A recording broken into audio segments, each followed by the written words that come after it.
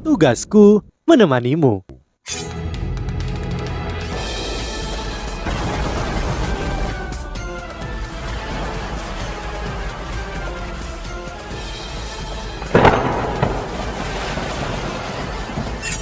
Hai sahabat Pasuk, kembali lagi bersama alur cerita versi novel Solen 2 Sekte Tang yang tak tertandingi. Jangan lupa like, subscribe, dan nyalakan tanda lonceng.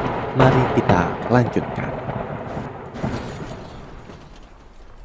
Di bawah kepemimpinan Hechaito, mereka membentuk formasi lingkaran dan pertahanan yang terhubung, langsung terbentuk di bawah perintah Hechaito. Setelah itu setiap instruktur jiwa mengangkat meriam tinggi ke bahu mereka dan dengan ganas menembakkan ke arah tembok kota utara. Ini terjadi karena Huo Yuhao baru saja memberitahu Hechaito melalui deteksi spiritualnya untuk memimpin serangan habis-habisan sebagai cara menekan formasi jiwa di bagian atas tembok kota utara. Jika tidak, Huo Yuhao dan yang lainnya mungkin akan terluka parah jika mereka mencoba untuk berjuang naik.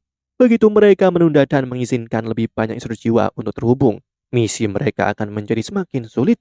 Jika mereka bisa menekan formasi jiwa di bagian atas tembok kota, formasi pertahanan yang terkait akan dengan cepat kehabisan kekuatan jiwa, dan sebagai hasilnya tidak akan memiliki kekuatan yang cukup untuk berurusan dengan Huo Yuhao dan yang lainnya.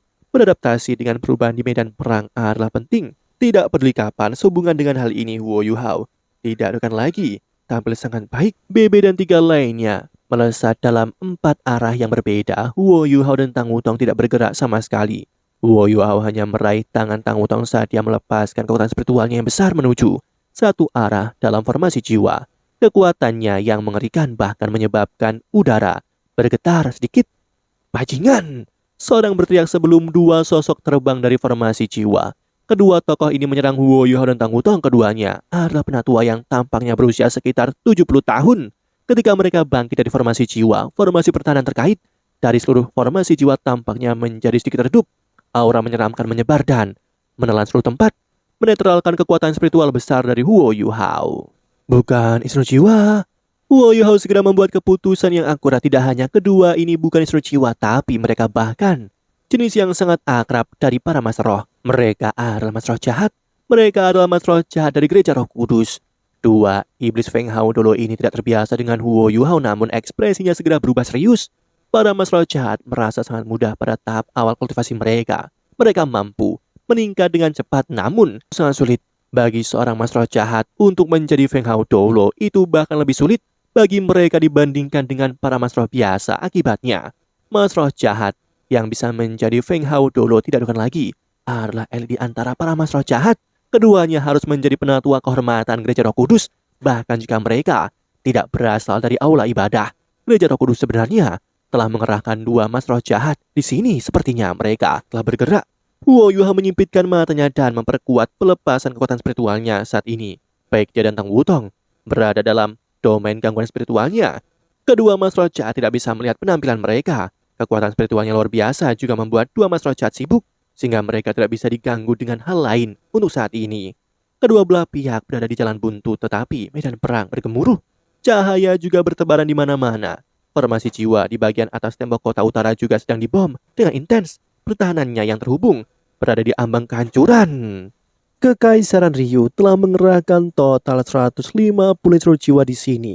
100 dari mereka berada di bagian bawah tembok kota, sementara 50 lainnya dikerahkan di bagian atas. Meskipun para instruktur jiwa di puncak menggunakan pertahanan kuat mereka untuk menahan serangan legiun instruktur jiwa Sekte Tang, mereka juga dikeringkan jauh lebih cepat. Jika ini adalah situasi normal di mana musuh datang dari luar kota, para instruktur jiwa di kota akan dapat bertahan. Mereka bahkan bisa menggabungkan pertahanan terkait mereka di bagian atas dan bawah dinding, menghasilkan pertahanan yang lebih kuat. Namun semuanya sangat kacau di bagian bawah sekarang. BB dan 3 lainnya tanpa ampun membunuh instruktur jiwa dalam formasi jiwa. Bagaimana mungkin ada orang yang bertahan oleh apa yang sedang terjadi di puncak? Inilah mengapa Huo Yuhao dan Tang Wutong tidak cemas sama sekali. Apakah itu BB dan 3 lainnya atau Hechaito yang berhasil mencapai apa yang mereka inginkan? Huo Yuhao dan Tang Wutong berdiri untuk mendapatkan keuntungan. Jika mereka tidak cemas, mereka tidak akan dengan mudah mengungkapkan kekurangan mereka sendiri. Inilah adalah strategi pertarungan paling sederhana, tapi itu sangat efektif. Kedua master roh jahat sudah menyadari hal ini dan mereka menjadi sangat muram. Sementara Wo Yuhao terpana oleh mereka, mereka juga sama-sama takjub oleh kenyataan bahwa begitu banyak orang kuat telah muncul di sini. Selain itu bahkan ada Legiun Istro Jiwa. Seberapa kuat Legiun Istro Jiwa Sekte Tang di langit? Setiap sosok bersinar dengan cahaya 6 cincin roh. Seluruh Legiun Istro Jiwa terdiri dari Kaisar Jiwa. Mungkin Legiun Istro Jiwa Sekte Tang kurang lengkap dari Legiun Istro Jiwa yang luar biasa dari Kekaisar Yu, namun tidak ada satupun Legiun Istro Jiwa bahkan di Kekaisar Yu juga dilengkapi dengan para masroh seperti Legiun Istro Jiwa dari Sekte Tang. Bahkan Legiun Istro Jiwa Kekaisar Yu tidak terkecuali. Mengingat ini, para Istro Jiwa di bagian atas tembok kota akan diturunkan di bawah serangan habis-habisan dari Legiun Istro Jiwa Sekte Tang. Kalian semua mencari mati! Feng Hao Dolo di sebelah kiri berteriak sebelum dia mengangkat tangan kanannya.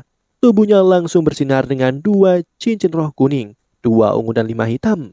Bendera hitam pekat juga muncul dalam genggamannya. Seluruh bendera ini berwarna hitam bahkan sampai ke tiang bendera, namun ada secara halus tak terhitung jumlahnya jiwa-jiwa hitam keunguan yang berkedip-kedip di atas bendera itu. Bendera jiwa segudang. Julukan Mas Roh Jahat ini adalah jiwa yang tak terhitung jumlahnya.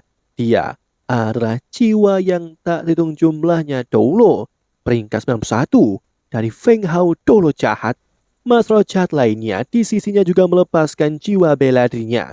Ribuan jiwa Dolo adalah Mas Roh Alat. Sementara ia adalah Mas Roh Binatang. Tubuhnya segera membesar dan kulitnya seolah-olah akan terkoyak. Kabut kehijauan yang kental dengan cepat menyebar dari tubuhnya. Segera tingginya lebih dari 20 meter dan lingkar pinggangnya juga tumbuh lebih dari 20 meter. Dia seperti monster sekarang. Dia sebenarnya adalah makhluk hidup. Sebuah kekejian yang ada dalam demi spektral Wo Yuhao juga. Wo Yuhao mulai membaca mantra. Tang Wutong melintas dan datang di depannya. Dia menempatkan kedua tangannya di pinggang rampingnya dan mempertahankan kekuatan Haudong mereka. Mata Tang Wutong tiba-tiba berubah sangat cerah. Raungan naganya yang terdengar di udara. Di depannya, kepala naga emas besar secara bertahap muncul. Setelah itu, kepala naga membuka mulutnya lebar-lebar dan bola cahaya emas melesat ke arah 2 Mas Roh Jahat. Ini adalah keterampilan jiwa kedua dari kupu-kupu naga bercahaya, kemarahan Dewa Naga. Penting untuk diingat bahwa Wo Yuhao dan Tang Wutong dapat melepaskan kemampuan seorang Dolo Transcendent ketika mereka bersatu sebagai satu kesatuan. Ini adalah kemarahan Dewa Naga di tingkat peringkat kekuatan Dolo Transcendent. Setiap bola cahaya tampak sangat nyata dimanapun mereka lewat. Udara akan runtuh dengan anehnya, seolah-olah udara itu adalah dinding yang penyok saat kemarahan Dewa Naga melewatinya. Memang sangat aneh. Sosok ribuan jiwa Dolo melintas sebelum dia tiba di depan mereka. Bendera ribuan jiwanya bergerak bersama angin dan cerita tragis bergema ketika angin jahat bertiup.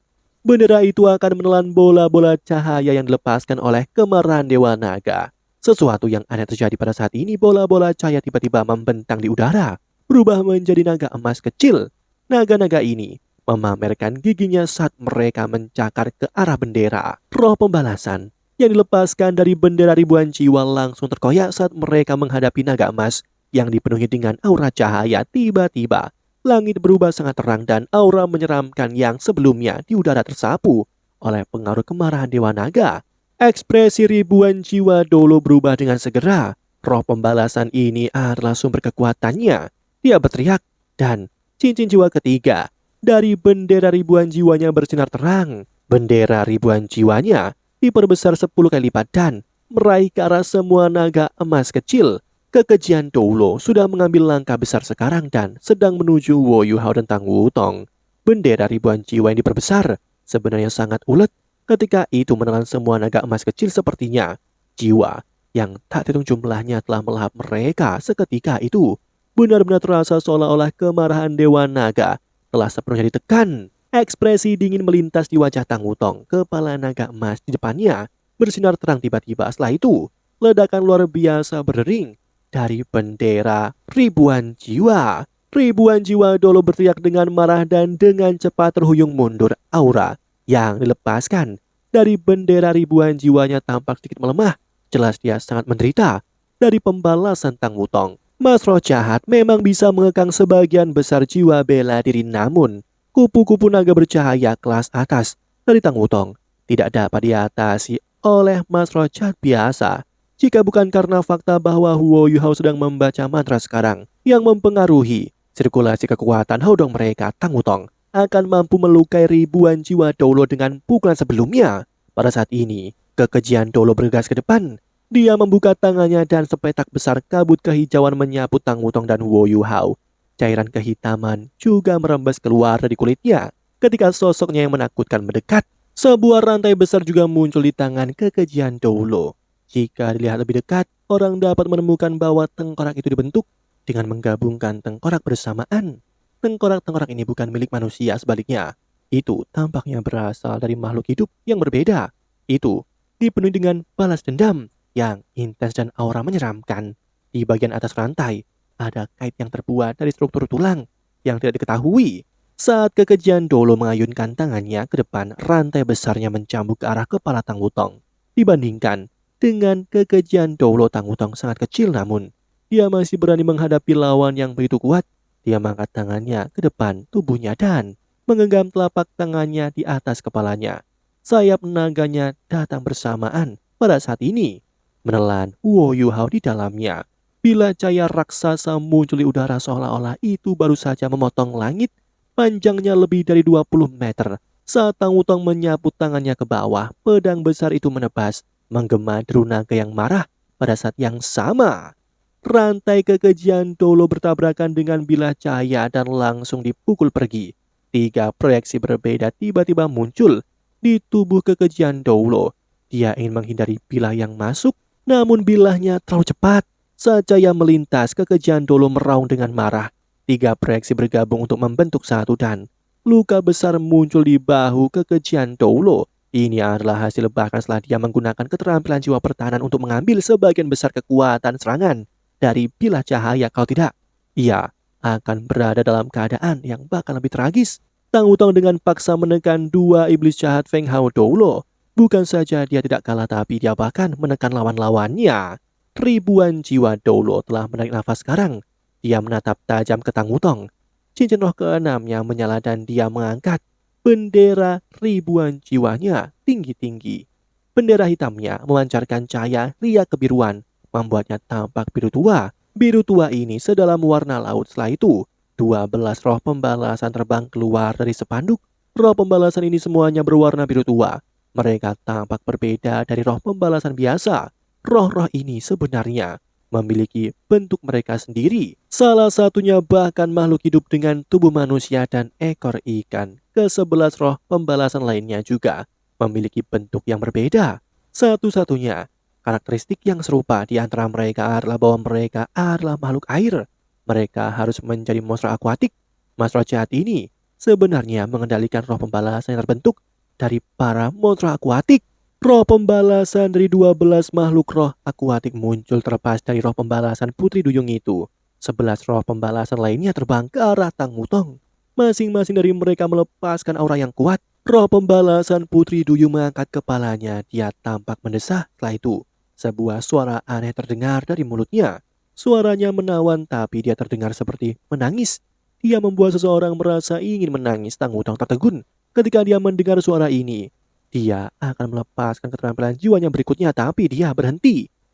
Demikianlah kisah untuk kali ini. Sahabat Pasuk, jangan sedih, jangan bimbang, apalagi galau. Karena aku kan selalu menemanimu.